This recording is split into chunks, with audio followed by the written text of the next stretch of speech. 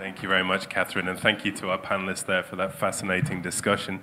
I'd now like to welcome Lena Wahlhed from HemoCue to the stage. Lena, please make your way to the stage here.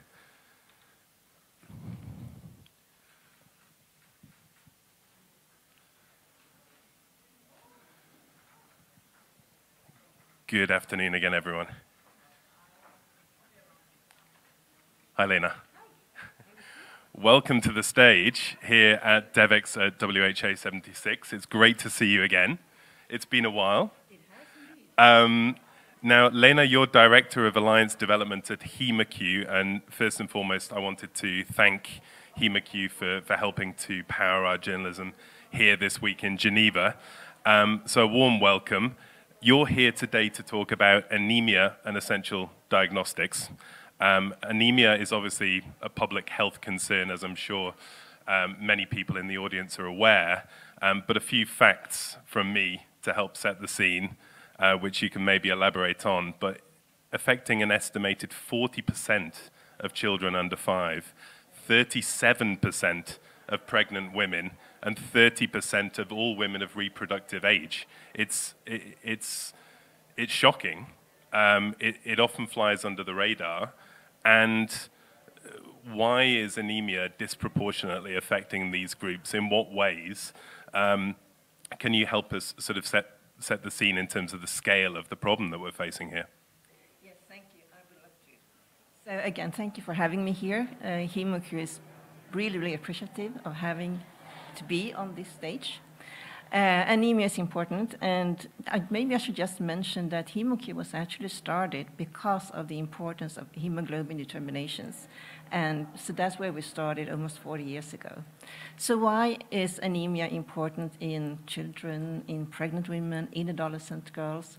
Well, I think that depends on where these women, children, and adolescent girls live, because the reason might differ. If we are in an area where food is not that easy to get, iron deficiency anemia could be a fact.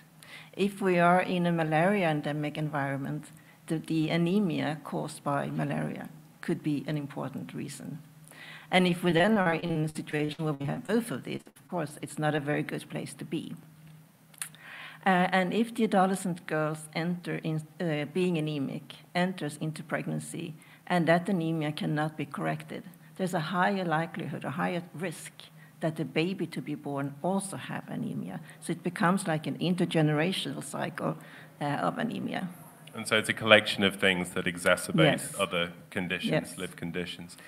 I wanted to mention that the WHO has just launched its first ever comprehensive framework on reducing anemia. So this calls on countries to accelerate action to halve anemia in women of reproductive age by 2025. But how significant is the role of diagnostic testing in all of this when we're looking at this sort of overall package of anemia reduction efforts?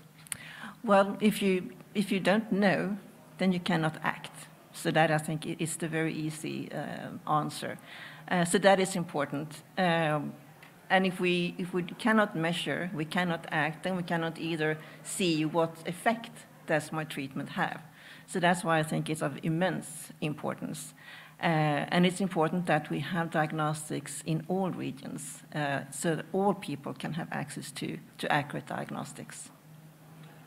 So what are some of the obstacles here? What are some of the steps to overcome those obstacles when we're talking about anemia reduction efforts, perhaps in hard-to-reach populations? How do we get towards this WHO target, and what sort of actions and interventions are needed on the ground? I like the expression from one of the previous speakers that said it's a stakeholders' affair. And I think that together, in partnership, I mean, we have one piece of the puzzle, but there are so many other pieces that needs to be connected in order to have the full picture and knowing how to act and what to do. So I think that is the partnerships. So partnerships to achieve scale.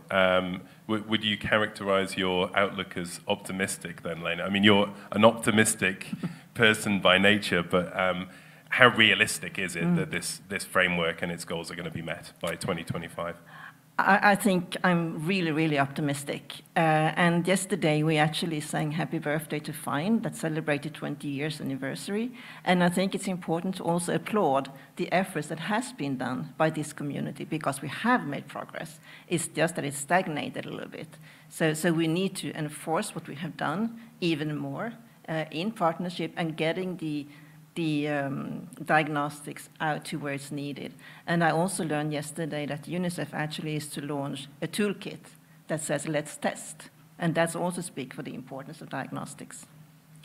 Perhaps zooming out a little bit here on measuring hemoglobin levels. Now, this is useful beyond its role in detecting anemia only.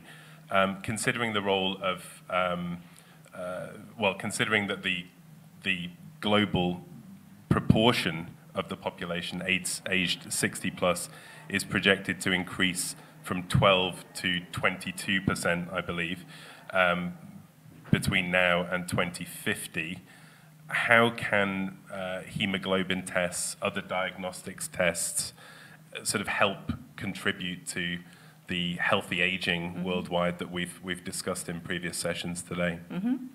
So at HemoCue we have a concept that we says care for life. We need to be healthy.